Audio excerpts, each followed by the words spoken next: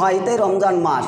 আর একটা কথা বলা যাক, শয়তানকে কিন্তু সিলসিলাতুশ শয়তান আল্লাহ রাব্বুল আলামিন রমজান মাসে শয়তানকে বেঁধে রেখেছে। তাহলে ইনসান যারা মানব ইমানদার মুমিন বান্দাদেরকে ইবাদত করার একটা সুযোগ করে দিয়েছে। তাহলে আলহামদুলিল্লাহ, এখন মাশাআল্লাহ আপনি কোন শয়তানের দোষ দিতে পারবেন না। শয়তানের দোষ দিতে পারবেন? আপনি নামাজ পড়েন না, শয়তানের দোষ দিবেন? রোজা রাখেন না, শয়তানের দোষ দিতে পারবেন? কারণ শয়তানের দোষ দেওয়ার আর সুযোগ তো নেই, শয়তানকে বাঁধা আছে। এখন যারা সালাত আদায় করে না তারা কারা? এখন যারা সিয়াম পালন করে না তারা কারা? শয়তান তো নেই, শয়তান তো বাঁধা আছে। তাহলে আল্লাজি ইয়াসবিসু ফি সুদুরিন নাস মিনাল জিন্নাতে ওয়ান নাস, শয়তান ঠিকই বাঁধা আছে। কিন্তু এই যে নামাজি বেনামাজি, রোজদার বেরোজদার, এটা আফসে চিহ্নিত হয়ে যাবে। যারা রোজা করে না তারা সে শয়তানের ভাই, যারা নামাজ পড়ে না তাহলে সে শয়তানেরই ভাই, মানে শয়তানের গ্রুপে এখনও খেলছে তারা। আর তারাও আবার জান্নাতও যেতেও চায়, জান্নাত যাবে তারা। এক মাসের পাই নিয়ে জান্নাত যাওয়া অসম্ভব। এক মাসের পাই বুঝেন? এটা তো বোঝা কথা গ্রামগঞ্জের মানুষ। এক মাসের পাই রুটিন আছেন যে এই মাসে ইবাদত করব, মোটামুটি 11 মাস এতেই চালিয়ে দেবো, আমার অনেকের ধারণা। আমরাও মাশাআল্লাহ অনেক হাদিসে এরকম বলেছি, মান সামা রমজান ঈমানান ওয়া ইহতিসাবান গফিরা লাহু মা তাকাদ্দামা মিন জামবিহি, যে এই মাসের সিয়ামের পরিমাণ রাখা, এর ওপর সওয়াবের উদ্দেশ্যে, ক্ষমার উদ্দেশ্যে যদি কেউ সিয়াম পালন করে তা আল্লাহ তার বিগত গুনাহ মাফ করে দিবেন। আর একটা আয়াত বলি যে খায়রুম মিন আলফি শাহর তানাজ্জালুল মালাইকা ওয়ার রূহু ফিহা বিইজনি রাব্বিহিম মিন কুল্লি আমর সালামুন হিয়া হাত্তা মাতলাইল ফাজর। তোমাদের এই মাসে 5টি বেজোড় রোদ বা 10টি মধ্যে তোমরা তল্লাশ করো যে বেজোড় রাতগুলো। তাতে উল্লেখ করা হয়েছে 21, 23, 25, 27, 29 উল্লেখ করা হয়েছে। এগুলো নিয়ে তোমরা ইবাদত করো। এক একটি রাত্রির কথা বলা হয়েছে 1000 মাসের চাইতেও উত্তম। 1000 মাসের চাইতেও উত্তম একটি রাত আল্লাহর কাছ থেকে তার প্রতিদান নিয়ে বান্দাকে ক্ষমার জন্য আসে। এই রকম উপহার পাওয়ার পরেও আমরা কি সেই আল্লাহকে সন্তুষ্ট করতে পেরেছি? দু চোখের 2 ফোঁটা পানি ফেলে আল্লাহ সন্তুষ্ট আমরা করতে পারিনি। এখানে তো শয়তানের দোষ দিয়ে আর কোনো লাভ নেই, শয়তান তো বাঁধা আছে।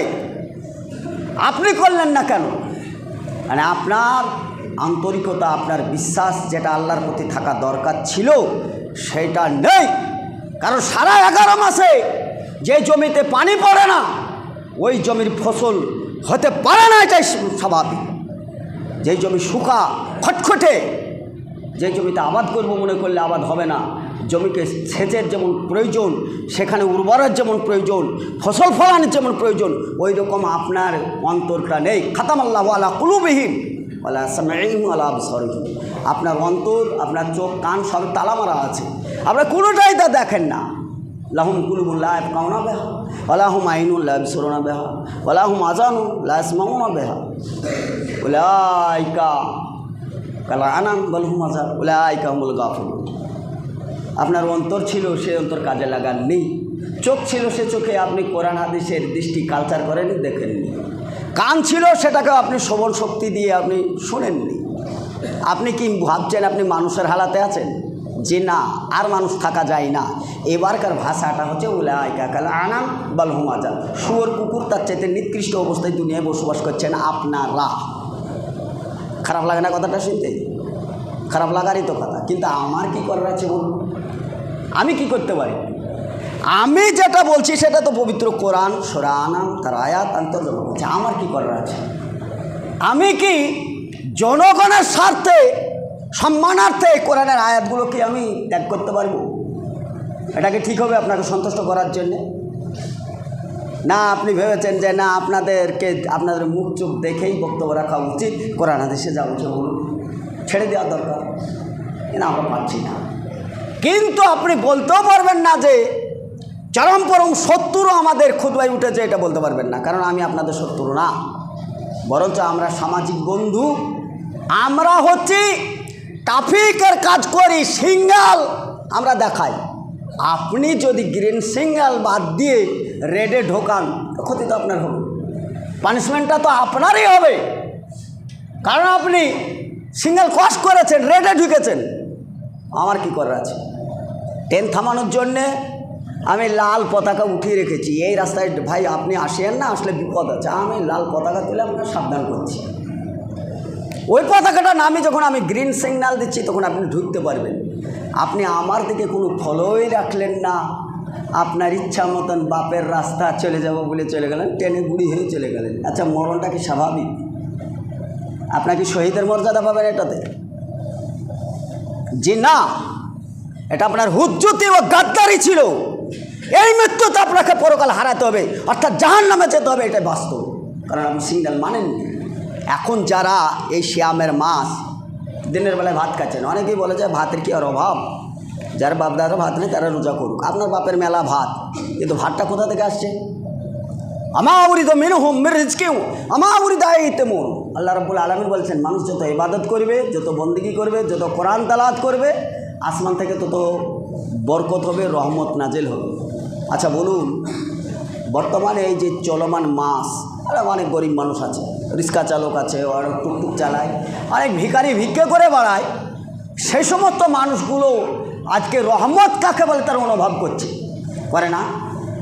মানুষ যেমন এই কঠিন দিনে সিয়াম পালন করছে, অনুরূপভাবে জাকাতুল ফিতর তার তো দিচ্ছে। সিয়াম পালন করেই তো রেহাই নাই, আবার তো ফেতরা দিতে হচ্ছে। আর যাদের টাকা পয়সা আছে তারা তো পানির মতন টাকা খরচ করছে, আর যার নেই সেও টাকা খরচ করছে। আচ্ছা বলুন তো, এত টাকা মানুষ দান করছে, আমার তো মনে হয় রমজান মাসে কোটি কোটি টাকা মানুষ দান করছে, তো কোনো মানুষ আজ পর্যন্ত এসে বলেনি যে মৌলভী সাহেব প্রচুর দান ধ্যান করে আমি নিজেই ফকির হয়ে গেছি। এরকম নজির আছে? জি না। যত দান করেছে আমার মনে হয় তত বরকত বেশি হয়েছে। আর একটি বিষয়, গরিব মানুষ সে ভাবতেই পারেনি যে আমি সাহারি ও ইফতারি কী দিয়ে করব। কি আল্লাহর মেহেরবানি হয়তো এই মসজিদেই 10 দিন ধরে মানুষ নিমন্ত্রণ করেছে যে ভাই আমার মসজিদে ইফতারি দিচ্ছি, আপনি নিমন্ত্রণটা কবুল করেন। আমি কিন্তু গরিব মানুষ, যে ইফতারিটা করছে ওটা পয়সা দিয়ে করতাম না। আর আপনিও হয়তো রমজানের বাইরে আমাকে এই ইফতারিটা দিতেন না, এই খাবারটা দিতেন না। আপনি হয়তো দুটো ভাত দিতেন, এতে গরুর গোশত থাকতে পারে, থাকবে, ডাল থাকতে পারে, থাকবে, ঘিও থাকলে একটু থাকতে পারে, বাস একটু সামান। কিন্তু আপনি ইফতারিতে দিচ্ছেন তরমুজ, শসা, আঙ্গুর, বেদানা, তারপরে কিশমিশ, তারপরে আপনার মৌসুমি, অনেক ফলমূল আপনি ব্যবস্থা করছেন। একটা ফকিরের জন্যও যা, একটা রাজার জন্যও তা। আপনার মনে কি কোনো কিন্তু হয়েছে যে না এটা ফকির, এর জন্য আলাদা খাবার, এর জন্য বড় লোকের জন্য আলাদা খাবার? কোনোদিন ভেবেছেন ইফতারিতে? জি না। এটা আল্লাহ রাব্বুল আলামিন বলছেন, এটা হচ্ছে রহমতের মাস, কোরআন অবতীর্ণ মাস, অর্থাৎ কোরআন বেশি তেলাওয়াত হচ্ছে, সালাত আদায় হচ্ছে, বরকত বেশি হচ্ছে। মানুষ টের পায় না কোথা থেকে বরকত হয়। এত খাদ্য খাবারের পরে কোনো মানুষ অভাবী না। ফকিরগুলো মাশাআল্লাহ যা পায় তাতে অনেক দোয়া করে, অনেকে মাদ্রাসাগুলো চলে তারাও অনেক দোয়া করে। তাহলে আপনার সিয়ামের মাসের বরকতগুলো হাতে নাতে চোখ